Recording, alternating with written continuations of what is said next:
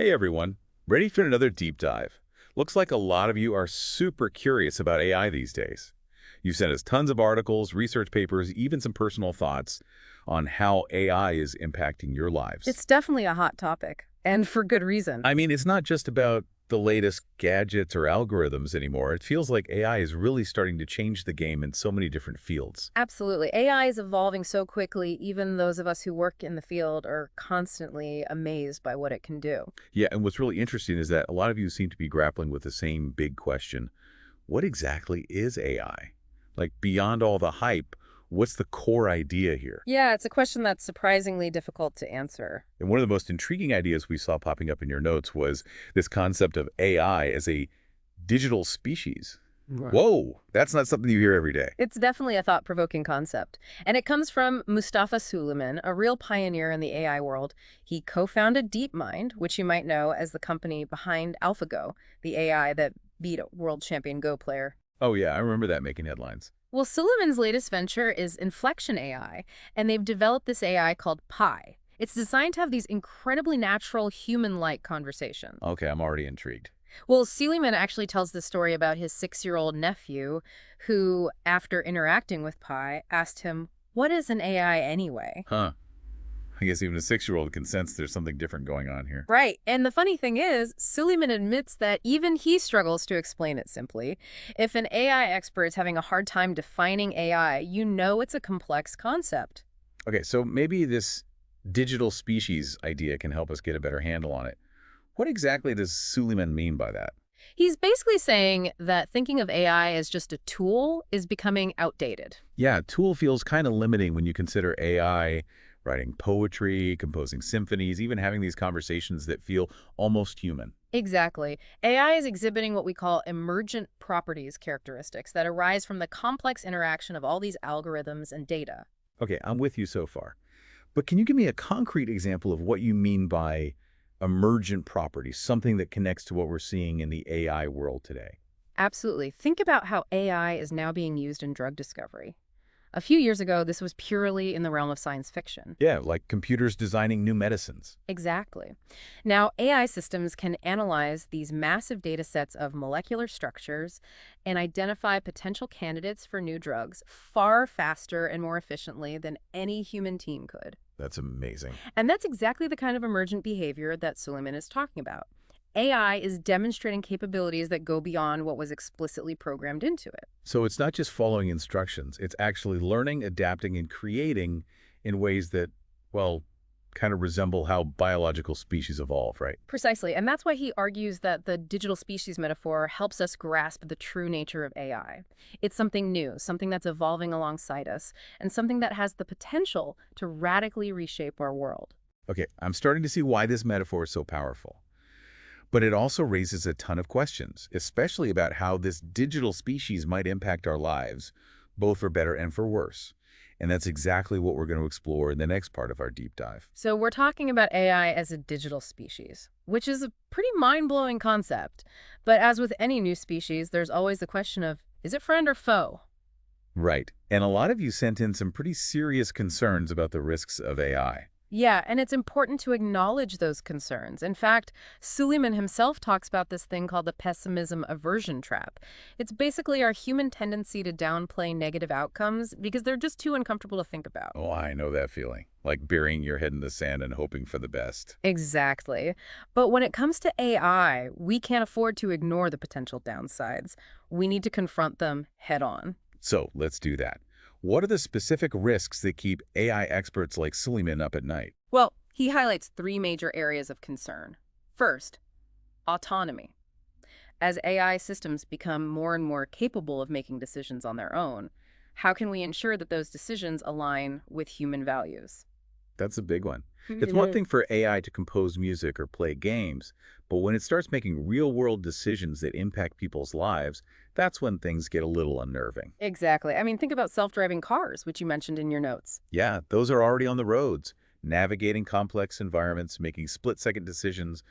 with very little human input. Right. And that's just the beginning. Imagine AI managing critical infrastructure like power grids or financial systems. The potential impact, both positive and negative, is enormous. It's almost like we're handing over the keys to this incredibly powerful machine without fully understanding how it works or what it might do. And that's why Seligman stresses the importance of transparency. We need to understand not just what decisions AI is making, but also how it's reaching those conclusions. It's like the classic saying, trust but verify. Makes sense. We need to be able to look under the hood and see the reasoning behind AI's actions. But how do we actually make sure that happens? Well, it requires a shift in how we approach AI development. It's not enough to just focus on performance metrics like speed or accuracy.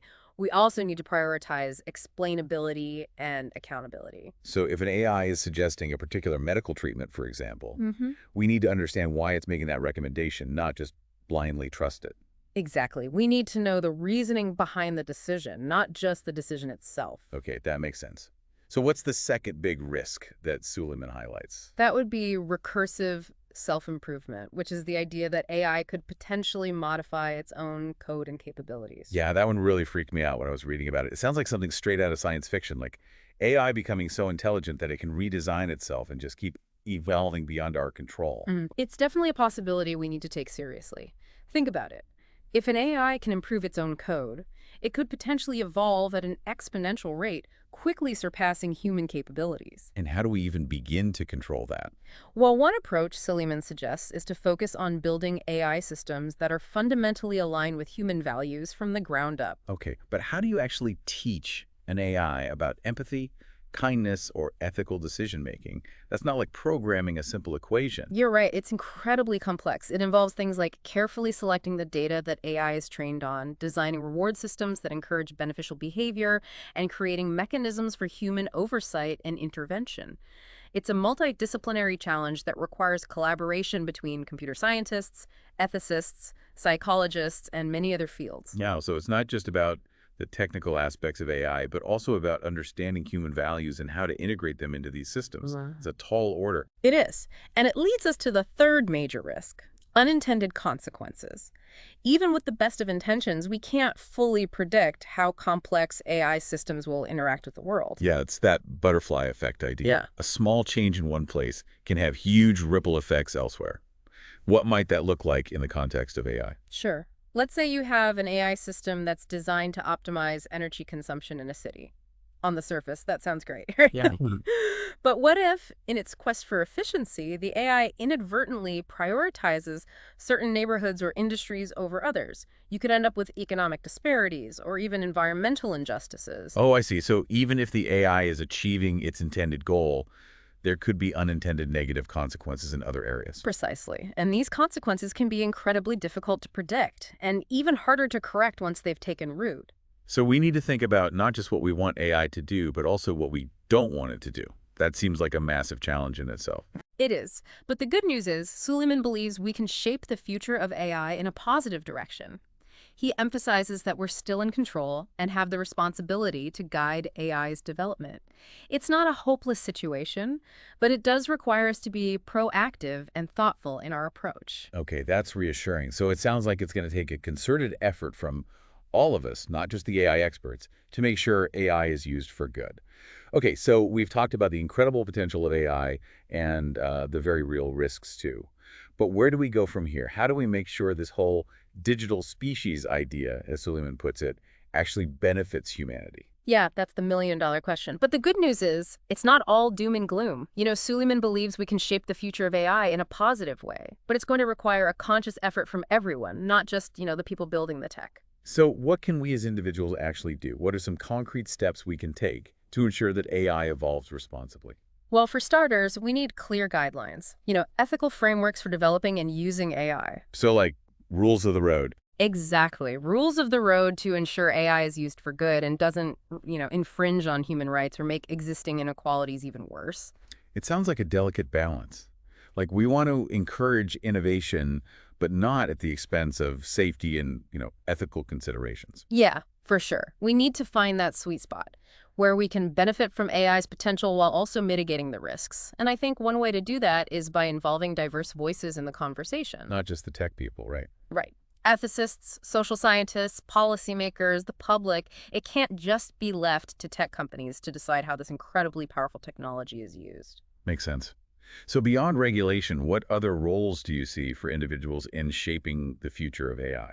Education is huge. I mean, we need to equip future generations with the knowledge and skills to navigate a world that's going to be increasingly influenced by It's AI. already happening, right? Like Right. we're seeing AI changing the job market, Mm. and that's only going to accelerate. Exactly. And it's not just about teaching people how to use AI tools, but also helping them understand how AI works, how to think critically about its implications, and how to participate in its development ethically and responsibly. So they're informed citizens, not just passive users. Exactly. That reminds me of something you said earlier about Suleiman's nephew asking, what is an AI?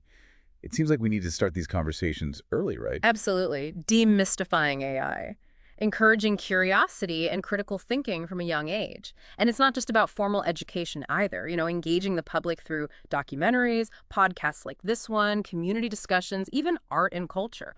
All these things can help create a broader awareness and understanding. So it's not seen as this mysterious black box controlled by a select few. Exactly. And I think that's where the digital species metaphor can actually be helpful, even though it might seem a little unsettling at first. I'll admit, the idea of AI evolving like a separate species is a bit, freaky. I get it. It can be daunting. But it pushes us to think about AI in a new way. If we recognize its potential for complexity, autonomy, even a kind of agency, then we're more likely to approach its development with caution and respect. Like we're entering a new kind of relationship, one that requires mutual understanding and respect, clear boundaries. I like that. Okay, yeah. Yeah, and like any relationship, it requires ongoing communication, negotiation, a willingness to adapt. We need to be active participants in shaping this future, not passive bystanders. Well, this deep dive has definitely given me a lot to think about. It's clear that AI is a powerful force, and it's up to all of us to ensure it's used for good. You got it. The future of AI is not predetermined. It's something we're all creating right here, right now, through the choices we make. It's an ongoing conversation, and the more informed we are, the better equipped we'll be to shape that future in a way that benefits all of humanity. So if AI is indeed a reflection of ourselves, then the real question is, what kind of reflection do we want to see? That's something for all of us to ponder. Thanks for joining us on this deep dive into the world of AI. We're always exploring new topics, so be sure to let us know what you'd like us to unpack next.